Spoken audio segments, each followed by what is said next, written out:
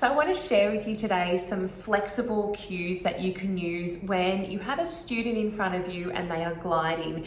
And this is, well, I call them flexible cues because this works for gliding of R to W, L to W, and also L to Y as well. So a lot of these cues, you can kind of mix and match the cards to suit what your child is doing and what their needs are.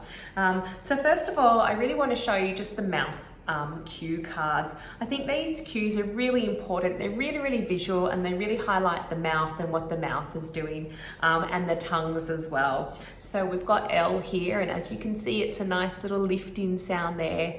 And we've got W, we've got our W. So if the child is gliding those, you can really highlight and point out just how the face looks and the mouth and what it's doing, and just getting into that position or getting ready to say it. And then that contrasts with the R, so you can see how the R and the W look different as well. And with the Y, you can look at those as well. So that's a really nice place to start. Sometimes what you'll find though is that a child is in between sounds, and I'm going to give an example of gliding of R to W. Sometimes you'll know they'll say a word like wing, and wing with the W is correct, but when they go to say it with the R sound, it might be like wing, and it's like, well, it wasn't a W, but it wasn't quite a perfect R. So for that circumstance, I've got these little guides for you. They're little visual continuums here. It's like a little scale. So you can put these two cards together, and you can let the child know that they're trying to make it sound different, and it wasn't quite, it wasn't a W, but it wasn't quite an R, but it kind of sounds like you made this sound here. And you can kind of use your finger and you can move it along this line to give feedback to the child. And that's really powerful because it can be hard for a child to hear that they're wrong.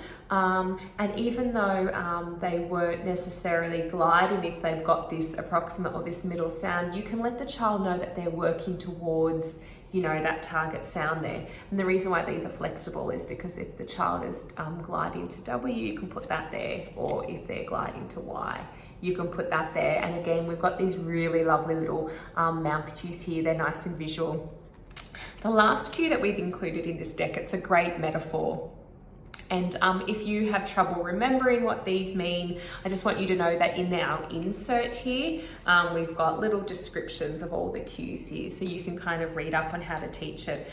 But we kind of explain that there are different sounds, and there's gliding sounds and running sounds.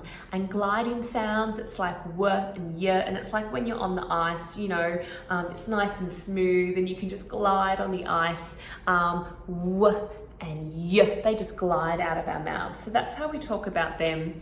Our running sounds though, they're different, and it depends if you're teaching the L or the R, how you explain running sounds. But when I talk about running sounds, I talk about you have to use lots of different parts of your body to help you run. You've got to lift up your legs, and you've got to bunch your arms and help you run and move faster. So if a child was gliding to L, for example, I would say it's our running sound, and just like when you run, you have to lift up your legs, you have to lift up your tongue for L. So that's how I relate it to that. If it was R though, I might say when you run, you've got to bunch up your arms to help you run, like you bunch your tongue for the R sound. That's why it's the running sound. So you can see here that, oops, I dropped that one. You can see here that when you use these metaphors, it helps the child make sense. It helps them categorize what they're doing and what we'd like them to do. And you can cue them like, oh, make sure you use your running sound, make sure you use that running sound, bunch up your arms, or, bunch that tongue up like we bunch up our arms. And that can help the child and cue them and let them know what they have to do to be correct. So those are all available in these gliding minimal pair card decks. I hope you like the different ways that you can teach gliding and just make this pattern that a lot of our kids have difficulties with a little bit more meaningful and relatable to the child, so that they can learn how to eliminate and discriminate this pattern.